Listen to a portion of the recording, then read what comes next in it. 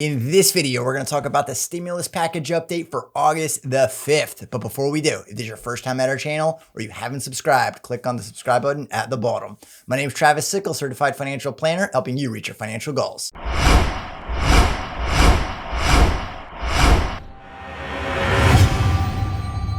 Okay, so a lot happened today. There was a lot of speakers, but not a whole lot of negotiating going on. Now, on the Senate floor, I'm going to start with Mitch McConnell. Senator McConnell said that the $3.5 trillion HEROES Act was a wish list, and he called it, or saying 94% of the benefits would flow to only those making north of $200,000. And then he went on to say, we just don't think it's remotely fair for the federal government to tax essential workers who kept working every day so Uncle Sam can pay their neighbors a higher salary to stay home. Now, it's interesting that he said essential workers, because obviously he wants you to have this image of only the hospitals and the law enforcement and the nurses at work when everybody else is home collecting unemployment. And that's just not true. Tons of people are working from home and they're still paying their taxes because they're working, they're earning money, and it's still going back into the system. So it's not just essential workers. Now, I see where they're coming from, and he wants to make a stand against the $600 on the unemployment, but at the same instance, it's no fault of your own if you're not at work right now because of the pandemic. And when we looked at yesterday's numbers in the previous video of the unemployment by state, it's vastly different depending on where you live, on how much assistance you're actually getting. And if you've never been on unemployment before, it could be a very different financial scene for you. So getting that federal $600 was a huge boost to make you whole again if you're trying to figure out what to do because you don't have a job. And then Senator McConnell goes on to say they propose no legal protections, referring to the Democrats proposing no legal protections for doctors and nurses who fought this unknown enemy, or the schools, universities, churches, and businesses. Now, he's referring to the legal protections, so against frivolous lawsuits. So if you're on the employee side going back to work, you can't sue your employer if they meet certain protocols.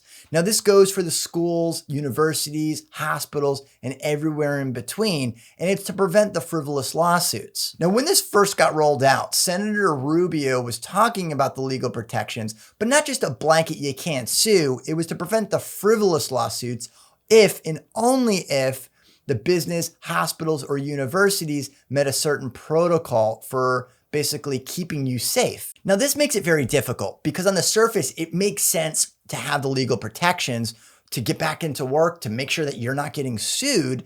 But at the same instance, on the other side, even if there are protocols and you're going back to work and you can't sue if you contract the coronavirus, but not every protocol is going to be just perfect because we're still trying to figure out what's going on with the coronavirus. So the bottom line is there's a ton of gray area. So whether or not you think there should be legal protections or not, there's a ton of gray area. So there's no perfect solution when you're looking at this. And then House Speaker Nancy Pelosi was talking to a reporter, and she just reiterated that they were distance apart on getting to an agreement, which is really far from what they were talking about yesterday with Schumer and Pelosi, that they were making concessions and they were making headway, but today that they were distances apart. And then she reiterated the same lines that she said yesterday, with the devil is in the details, and we think the angels should be there as well. So she said that yesterday, she said that today. So they're far apart, they're not reaching an agreement,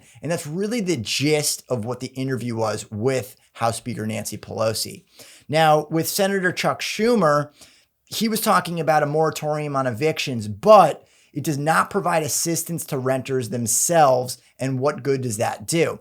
And that does make sense because that's one of the things that President Trump wants to use his executive power to do, to prevent or put a moratorium on evictions, but that just kicks it on down the road. It doesn't solve the problem because if you don't pay today's rent, but you're not getting evicted, you're still going to have to make that rent up at some point. But the question is, how can you make it up if you don't have income and you don't have a benefit from unemployment? Or the unemployment can't cover your rent. And I don't know too many places that you can get unemployment that can actually cover your rent. And then President Trump talked on 4 points that I want to hit on for the stimulus package. The first, or what he can do. The first one was the suspension of payroll taxes. And we talked about that yesterday. The suspension of payroll taxes would give employees a 7.65% boost in their paychecks, and independent contractors could potentially get both at 15.3%. So it sounds like the suspension of the payroll tax would be both sides. If you add that up, it's 15.3%. Now, I'm going to do a video on it that's going to be later today to walk you through how to calculate your payroll taxes or your self-employment taxes. And I also did it on yesterday's video as well. So if you want to watch that. And then he talked about extending the relief payments. Now, first I thought he was referring to the extension of the unemployment, but he says this later. So he was referring to the stimulus money or the $1,200. That's still up in the air, whether it's going to be $1,200 or $1,000 or $2,000. We really don't know at this point.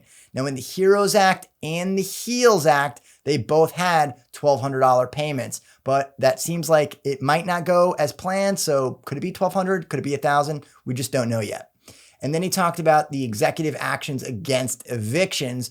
But as I just pointed out, or Senator Schumer pointed out, does that really do any good? So let me know in the comments down below what you think of the moratorium on evictions and whether or not that will help, or is it just really delaying the inevitable that we actually need to face right now? And then he talked about the additional relief as a result of those who are unemployed. So that's where I thought before the extension of the relief payments was the unemployment, but that's not true. So the additional relief as a result of those that are unemployed.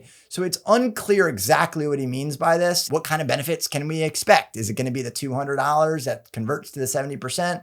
Or 100%, which I talked about also on a previous video? It's really unclear what it's going to look like, especially if Congress can't get their act together and agree on a package. So let me know in the comments down below what you think of the stimulus package. Is it too much? Is it not enough? Is it not quick enough? Do you think it's just right? Let me know in the comments down below.